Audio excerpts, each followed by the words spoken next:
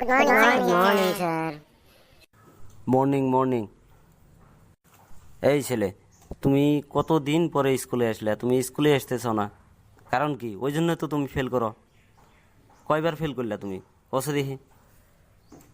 Sir, একবারও fail করি নাই। ও, একবারও ফেল করো নাই না? তাহলে 3 বছর ধরে যে এক ক্লাসে আসাও, তার কারণ কি? স্যার, ফেল করবো দেখে এই বইয়ে আমি পরীক্ষাই দিই না। ওই জন্য 3 বছর হলো এক ক্লাসে আছি। বড়িয়া বুদ্ধি। এই ফেসা কষে দেখি, গাখিরের থেকে কি কি বানান যায় কষে দেখি।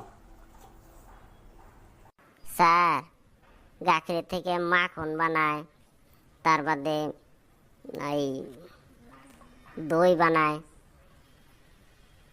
হোয়াট ইজ দই?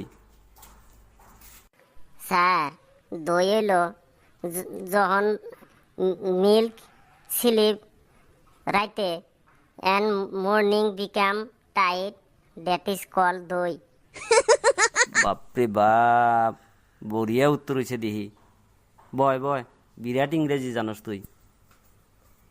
বর্তমান যুগে তো আমরা সব সেলফিশ হয়ে গেছি, সব নিজের চিন্তা হে করি, বেলেগের চিন্তা করি না।